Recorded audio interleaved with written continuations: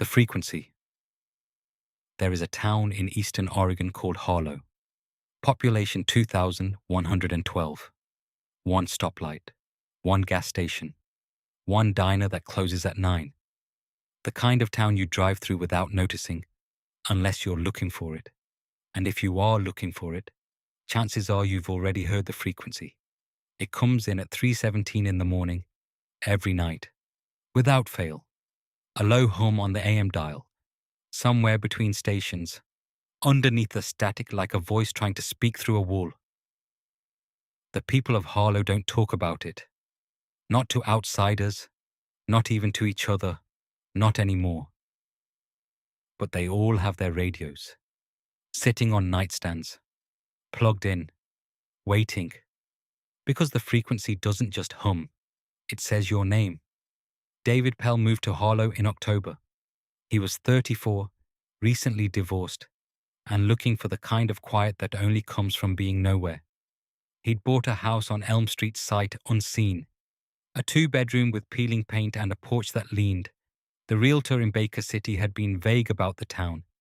She said, "It's peaceful," the way people say, "It's interesting," when they mean the opposite. The first night David couldn't sleep. The house made sounds. Old houses do. Pipes groaning, floorboards settling, wind finding gaps in window frames that no amount of caulking will seal. He got up at 2, made tea, turned on the radio just to hear something that wasn't the house. The dial swept past static, past a country station from Boise that came and went, past nothing. And then, at 3:17, it stopped. Not on a station, between them, in that dead space where you'd expect nothing. A hum, low, almost below hearing. David turned the volume up. The hum didn't get louder. It got closer, like it was adjusting to him, like it knew he was listening. Then the static parted, just for a second, just long enough. David. His name, in a voice that sounded like his mother's. His mother who died in a hospital in Portland 6 years ago, holding his hand. He turned the radio off. He sat in the dark. The silence of the house pressed against his ears like water. The radio turned itself back on. "David, you shouldn't have come here." David didn't sleep that night, or the next, or the one after. On the 4th night, he went to the diner, the one that closes at 9. He ordered coffee he didn't want and asked the waitress about the radio stations in town. Her name was Ruth. She'd been in Harlow her entire 61 years. She poured his coffee. Didn't look at him. "There's no radio station in Harlow." "I know, but I've been hearing something. On the AM dial. Late at night." Ruth set the pot down. She looked at him then. Not with suspicion, with something worse. Pity. "You heard your name, didn't you?" It wasn't a question. David nodded. "Who did it sound like?" "My mother." Ruth nodded slowly. She wiped the counter even though it was already clean. "My husband. Been saying my name for 32 years. Sounds exactly like him. Like he did the morning he left for the mill and never came back." She leaned closer. "There's 1,400 people in this town, Mr. Pell. Every single one of us hears it. Every single night. And it sounds like the person we lost. The person we can't let go of." David spent the next week in the Harlow County Library, a single room above the post office. The local archives were in the basement. Filing cabinets, yellowed newspapers, a ledger from 1892 that no one had touched in decades. He found it in the ledger, a notation written in handwriting so neat it looked printed. March 3rd, 1892. The frequency began. That was it. No explanation, no context, just those 7 words. He dug deeper. The newspaper archives told the rest. In 1891, a man named Elias Croft moved to Harlow, a radio engineer. Decades before radio was common. Decades before anyone understood what radio waves were. Croft claimed he'd built a receiver, not for music, not for communication, for something else. He believed that sound never dies. that every word ever spoken continues to travel, outward, forever, growing fainter but never disappearing. And that if you built a receiver sensitive enough, you could catch those words. Hear the voices of the dead, still moving through the air, decades after they spoke them. The town laughed at him. They let him build his tower anyway, a wooden thing, on the hill east of town, 80 feet tall, tangled with wire. He turned it on in February 1892. For 2 weeks, nothing. Then, on March 3rd, the townspeople started hearing things. Not from the tower, from their own radios, from their own parlors. Voices of dead relatives, dead friends, dead children, speaking to them from the static. Elias Croft's wife, Martha, had died in childbirth in 1889. He heard her every night. He stopped eating, stopped sleeping, stopped speaking to anyone. On March 17th, they found him at the base of his tower, neck broken. The receiver was still on, still humming. They tore the tower down the next week, but the frequency stayed. David noticed it on his 10th night. The voice changed. It wasn't just his mother anymore.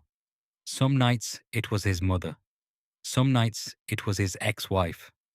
Once, it was his own voice, speaking words he'd said years ago and forgotten, but the pattern was always the same.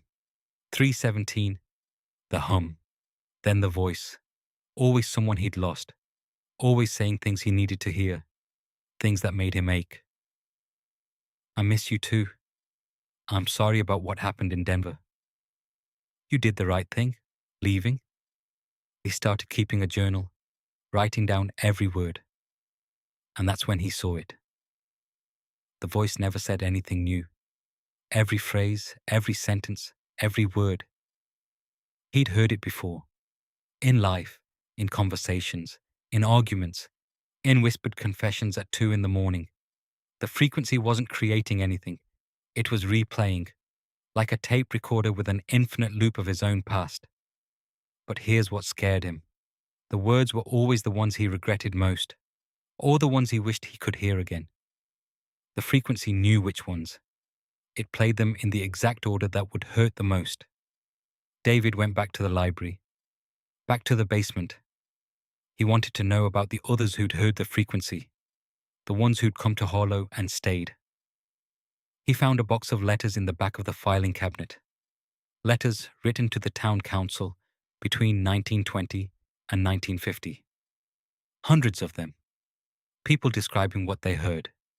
People asking for help. People begging to be let out of the town, to get away from the voices. But none of them had left. Not one. David read letter after letter, each one the same story. Someone new arrives. Hears the frequency, tries to leave, can't. Not because the town stops them, not because of anything physical, because they can't bear to stop hearing the voice. A woman named Clara Bowden wrote in 1937, I know it isn't real. I know my daughter isn't speaking to me from the radio. My daughter died of scarlet fever in 1912, and she is gone. But every night she says, Mama, I'm not afraid anymore. And every night I sit by the radio, and I cry, and I cannot leave, because those are the words I needed to hear the day she died. And I never did, and I never will, and I cannot stop listening. David put the letters back. He climbed the stairs to the main room. The librarian, an old man named Warren, was watching him. You found the letters. How do people stay here? How do they live like this? Warren took off his glasses, cleaned them on his shirt, put them back. They don't live, Mr. Pell. They listen. There's a difference. David packed that night. He was efficient about it. Clothes in the bag, laptop shut, keys on the counter. He didn't turn on the lights. He didn't need to. He knew the house by feel now. He got in his car, turned the key. The radio came on by itself. 317. David, his mother's voice, clearer than he'd ever heard it. Not tinny, not distant, like she was sitting in the passenger seat. Don't go. His hands tightened on the wheel. You're not real, he said. to the empty car, to the radio, to the air. I know, his mother said. But does that matter? He started the engine, put it in gear. The headlights cut through the dark. Elm Street stretched ahead of him. The road out of town was at the end. One road, one stoplight, one way out. David, I need to tell you something. His foot hovered over the gas. The accident.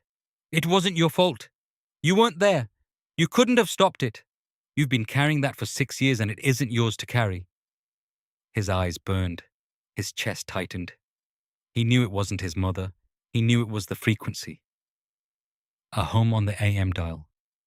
Radio waves bouncing off the atmosphere, replaying fragments of sound from decades ago. Physics. Nothing more. But it sounded exactly like her, and it was saying exactly what he'd needed to hear since the day the monitor went flat in a Portland hospital and no one told him it wasn't his fault. He turned the car off. David Pell still lives in Harlow. He works from home now, doesn't go out much. His neighbors say he looks thinner than he used to. Tired, but peaceful in a way. The way someone is peaceful when they've stopped fighting. Every night at 3:17, his radio comes on. Every night he sits in the dark and listens. And every night, the voice tells him exactly what he needs to hear. He knows it isn't real. He said so. To Ruth at the diner, to Warren at the library, to himself in the mirror, 100 times. It isn't real. But here's the thing about the frequency. Here's the thing that keeps the people of Harlow tethered to their radios, to their nightstands, to this town they can never leave. It doesn't matter if it's real. It matters that it's true.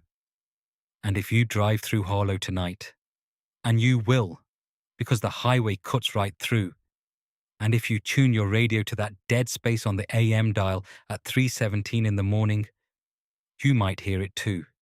You might hear the voice of someone you've lost, saying the words you've been waiting to hear, the words that would make everything okay.